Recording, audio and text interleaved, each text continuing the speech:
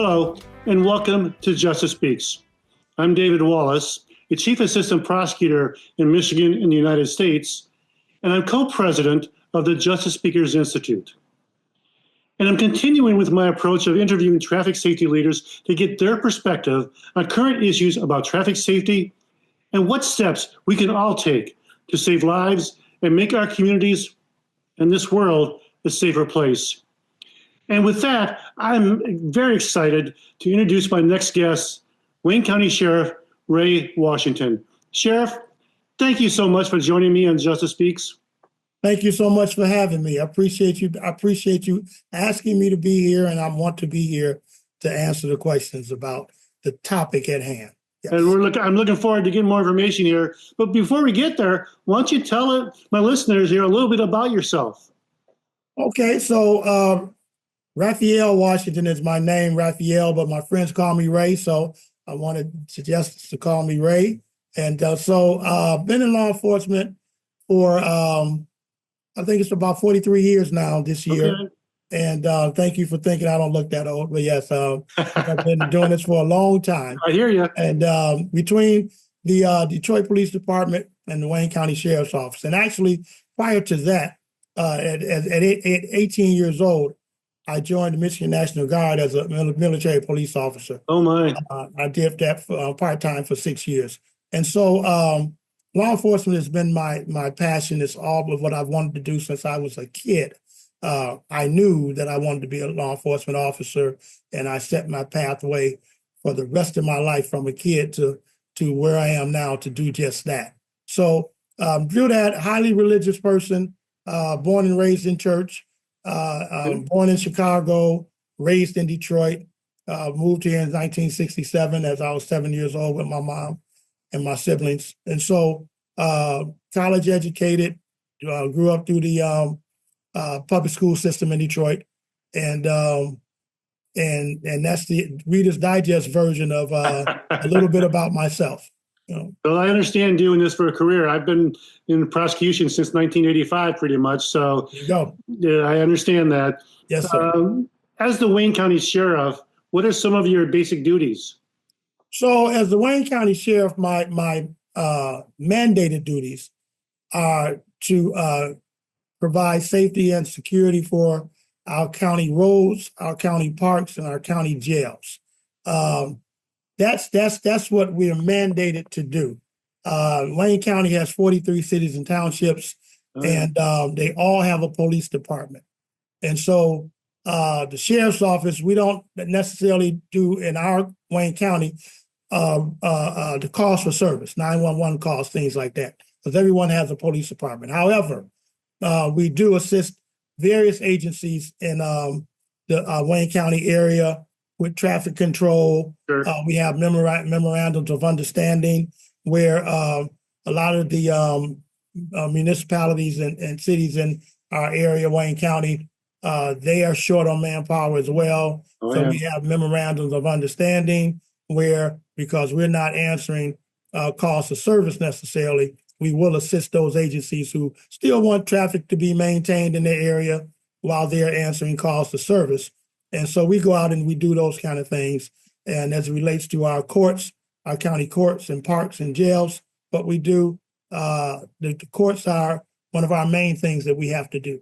We're still providing as a sheriff's office, safety and security to our courts, our county courts. Sure. Third Circuit Court being one of the largest, being the largest possibly in Wayne County, that we provide security for our courts and our parks as well. Hines Park, other large county parks, we provide safety and security for those that visit those areas as well. So that's our mandated thing to do. However, I couldn't imagine us coming into the sheriff's office being having answered 911 calls and having been a part of the Detroit Police Department for 24 years, that we couldn't do some more to provide service for the citizens of Wayne County, because that's what I've always done. Even before becoming a police officer, I was about service to people as a teenager and things like that. So we found a way to do that with a program we call Scout. and it's the Sheriff's Community Organized Urban Team, where we go out and we assist Detroit Police Department and other agencies who may need us to help them with quality of life issues. And I say Detroit primarily because they have the issues of being a large city and things that happen in large cities. That they still want the people who live in Detroit, they want to see their community sustained. And that means they want to see the quality of life issues addressed as the more violent things will be addressed. Right. So they want still, that's not their situation oftentimes in their communities, and they just want to see us, but we go out and help with those quality of life issues, whether it's drag racing and drifting, whether it's morality issues, whether it's vacant vehicles abandoned on streets and blocks where people live. Those are the things that we help municipalities with as it relates to quality of life issues. Wow. And for those listeners that are not familiar with Michigan, when we talk about Wayne County, and you've mentioned a couple times Detroit, but what does Wayne County cover? Wayne County covers, again, 43 cities and townships in Wayne County, 1.8 million people, Wow. and about 600 square miles. Okay. So Wayne County is larger than some major cities and some states, actually. So that's what it covers. That's what we as the Sheriff's Office, again, we're providing help for all 43 cities and townships when needed, because all 43 cities and townships in Wayne County has a police department, which is very different from a lot of states. Yes, it is. Yes. So, Sheriff, we thought we'd get today together primarily to talk about, at least initially here, what's called the move over law. Oh, okay. And when we talk about that, what is the move over law and why does it matter? So the move over law is simply, as you see emergency vehicles on the freeways or even on streets, if you may, it's a law that needed to be put in place because we've had emergency responders killed on the freeways because, especially in Wayne County, it's the motor city of the capital, pretty much of the world as it relates to automobiles. Yep. Every one person seems to drive a vehicle in Wayne County, but not heavy duty on carpooling Right. in our area and things like that. So it's important that that the legislature establish a law to help emergency responders. And we say emergency responders, that's tow drivers, tow company drivers, police on freeways, fire agencies that are on freeways. It's important because the distraction that's happening, it appears, with drivers and being distracted, it's easy for us to be injured and possibly killed. Just trying to help people who are in need on our freeways, our highways, our even our common streets. So that's why it's important. And one of the things that I've came across, and I know you're very familiar with the National Law Enforcement Officer Memorial Fund and the website there, and they have, I think it was in 2023, you said 17, or no, it was 20, from 23 to 24, there was like a 113% increase, and that's just on fatalities. We're not talking about injuries and serious injuries that are significant as well. Yes, and it's important that when you see that emergency vehicles operating and trying to save others on our freeways, it's important that we simply move over away from where, if they're on the shoulder of a freeway, that they move over in that left lane, so to speak, that they're traveling in, and move over to the middle lane. Or and if you can't, that you slow down considerably on our freeways to be able to understand, let the officers or the emergency people, responders, know that you see us, because you're slowing down, and it adds a relief of comfort to us when that happens. I've been the victim of being hit and saw my whole life fly before me. I used to work a motorcycle unit in Detroit Police Talk a Department. little bit about that, if you would. Oh, thank you. So, yes, the reason I'm so passionate about this law is because I was the victim. I was part of we did a lot of motorcade escorts in our motorcycle unit in Detroit.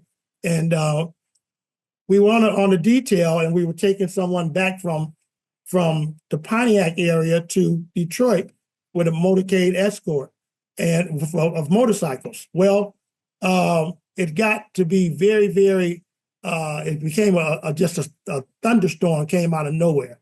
Okay. And it was very trying for us to even manage and see what we were doing, let alone we didn't have on raincoats because it came out of nowhere. Sure. And so what I did and a partner of mine, we veered off while the others were still going.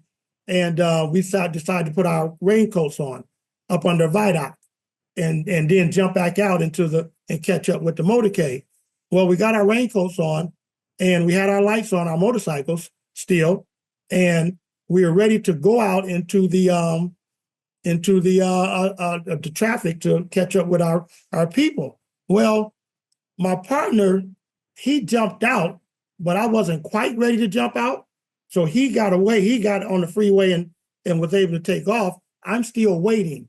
Okay. Left leg on the ground, right leg up on the floorboard of the motorcycle. Sure. I'm waiting to go out, waiting for somebody to slow down so I can get out.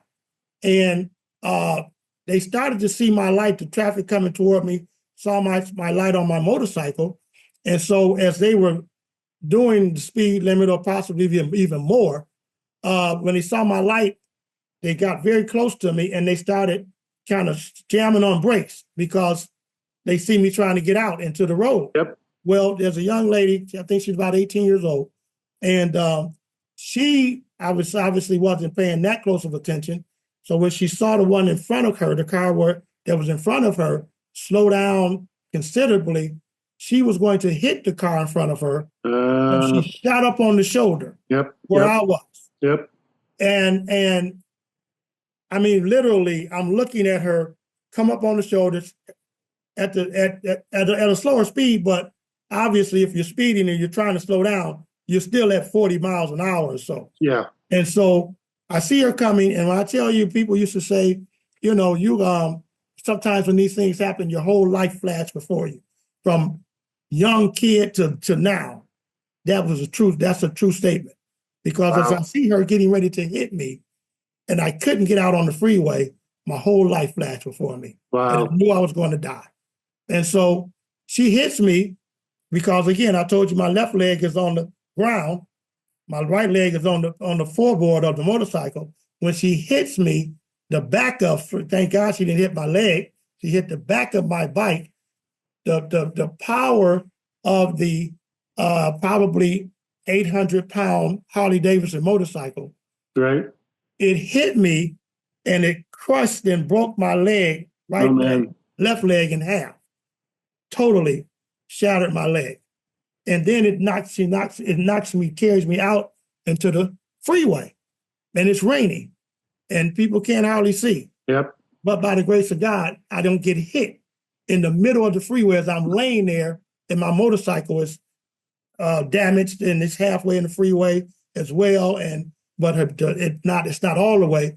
So I'm out there in the freeway pretty much by myself, laying there, not unconscious or anything, just knew that I couldn't move. I couldn't. Right. And so ended up, the ambulance and other people ended up coming. Cars were stopping to assist me. So they kind of held the traffic off themselves. And it's so strange when EMS gets there and they look at me and they see my leg, which I could not see because I just could not see it. Right. The EMS guy says, "Oh my God, you're not supposed to do that, No, you're not. So my reaction was instantly, is my leg gone? Right. And he said, no, we just need to get you to the hospital. So nevertheless, that's what happened to me. And I tell that story when I talk about the move over law, when I talk about being not distracted, because I do a whole series on distracted driving. You bet. And so thank God I'm here to talk about it, but it's important that we pay attention to the move over law.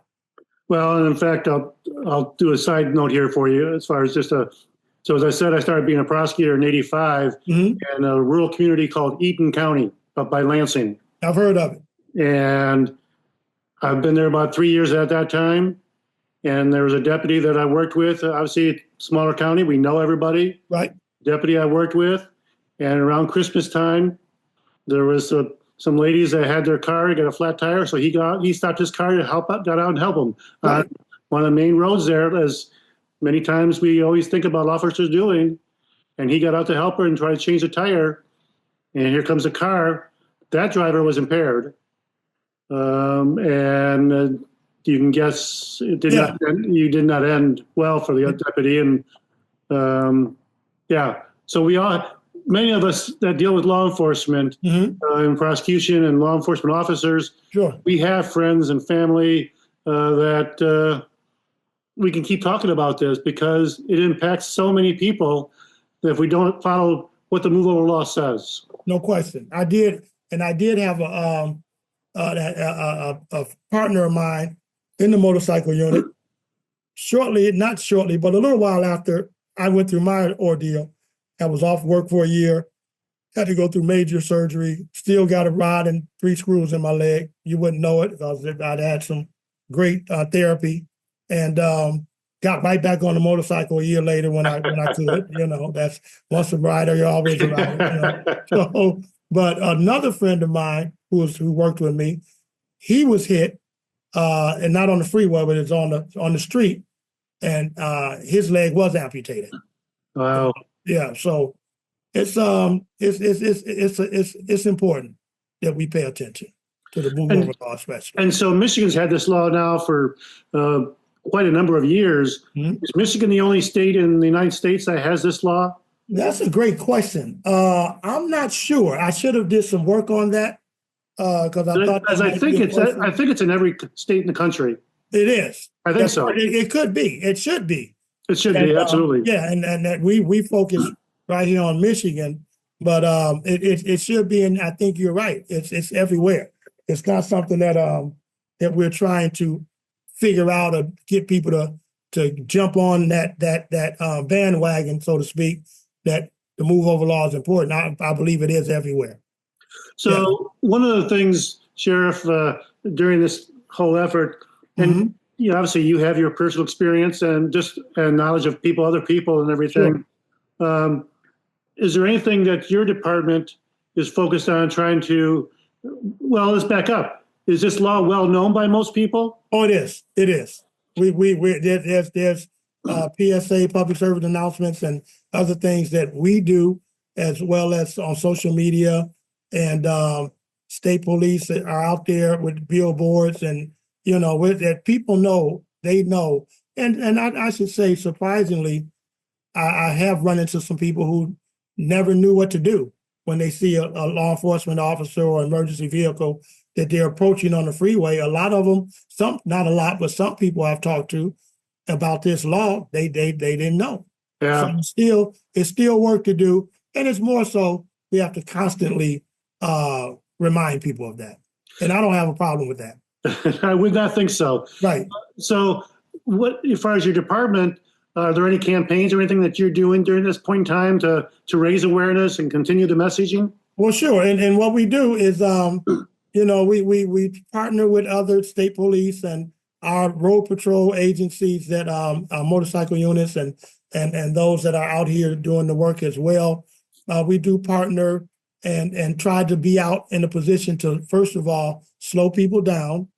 Secondly, riding alongside of them or using some devices that will let us know if they are distracted, if they're on the phone, talking, not paying attention, holding one hand on the phone, another one on the steering wheel.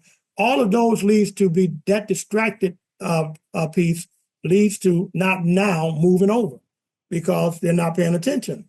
Right. And so we're out as a unit, partnering with other law enforcement agencies just to keep that going, traveling on the roadways, making sure that those who are traveling the freeways, especially, that they're not speeding, not distracted, and when it's time for them to move over, they watch us even. They watch what they're doing closely when they see us out there on the freeway with them. So we're constantly doing something. And as I understand, you even have a local campaign, a Move Over, Drive Safe campaign that you're doing in there for the county at this point. That's right. And is that in combination then with the other agencies and the state?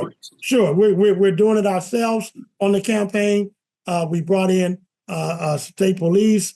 We brought in cities like Livonia, Westland, some of our cities in Wayne County. And so we all had a meeting and kind of came together with, we're going to put this message out continuously in our areas and letting people know that the move over law is real and people should simply obey it. And so, yes, we are partnering with other agencies to make sure that we're doing just that, getting the message out. So how's it been going so far with the campaign? It's going very well. It's going very well. We haven't had to, from what I understand, and everyone is kind of doing what they do in their areas. We haven't had a lot of incidents of emergency people being first responders being hit lately. We haven't had a lot of reports of even those that are where we're given a lot of tickets for not moving over. So, there's always going to be some, but it hasn't been what we've been talking to our partners. It hasn't been a lot. So again, if they see us and we're out there and we keep getting the message out, we like to think that it's resonating with the people. So we've talked about obviously the Move Over, Drive Safe campaign, but as I understand it, this campaign does not deal only with the Move Over law. It covers also, as you've talked a little bit about, distracted driving and pedestrian safety and cyclists. Yes. So it covers much more than that. But ultimately, I'll use the broad topic of traffic safety. Yes, no, traffic safety is important, and like I said, it's really important for our drivers, those that are on our freeways and highways, and those that are even on our roads, our secondary road people who are out there. It's important because, again, every one person it appears in Michigan, and especially in the Wayne County area, they drive a car. So that means what? There's a lot of cars on the freeway. There is. Yep.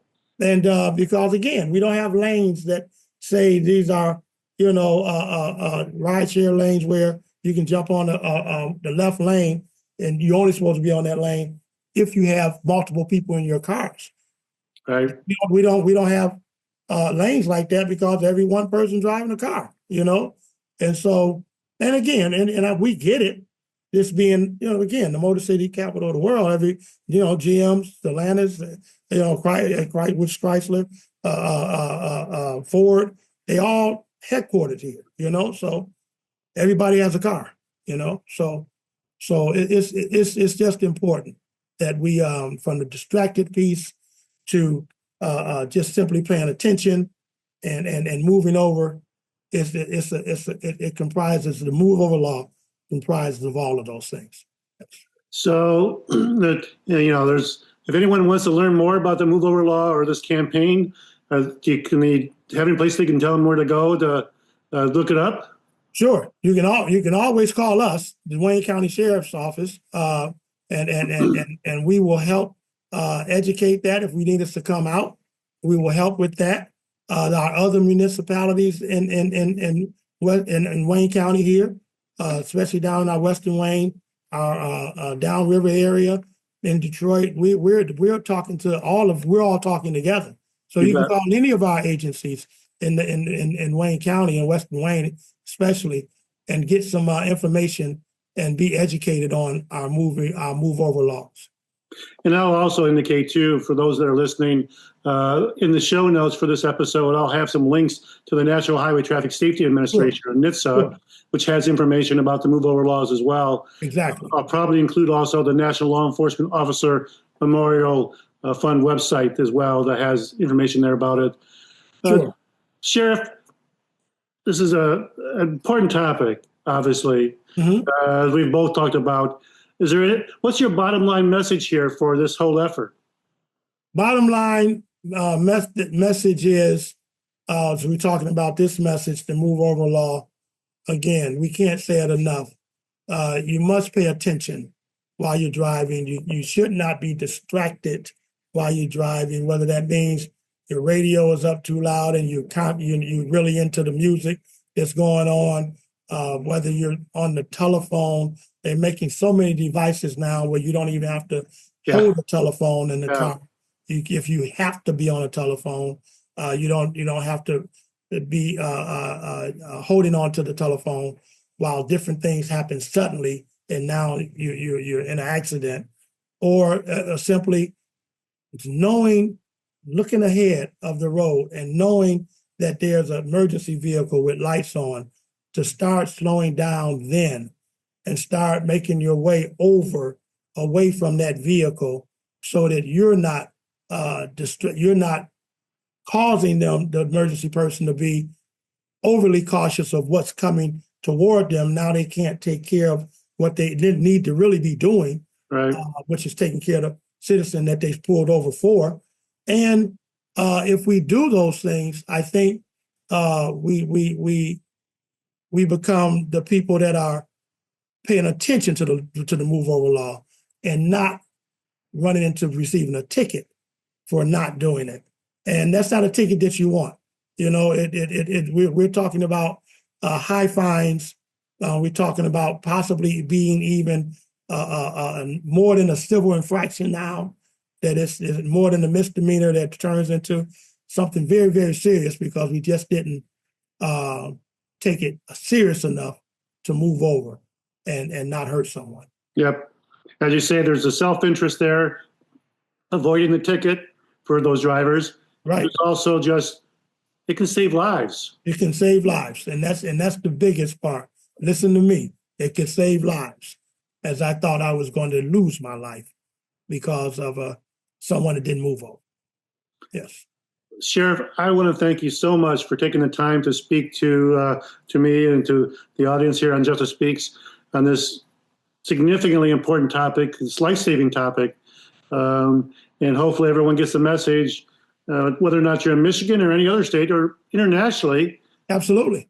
Keep your eyes open and move over for the first responders so that they can do their job, because that's what we want them to do, is do their job. We just want them to do the job. We want people to also slow down on these freeways. You bet. Slow down. And you're going to get where you need to go.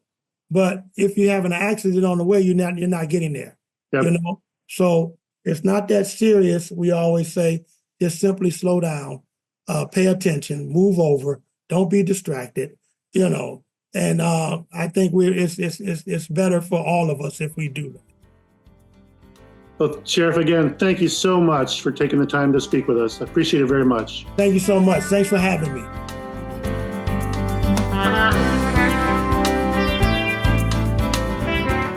The Justice Speaks podcast is brought to you by the Justice Speakers Institute, LLC, the premier international speakers bureau on justice issues. This podcast is to give you the knowledge and be able to ask the questions on creating justice in your community.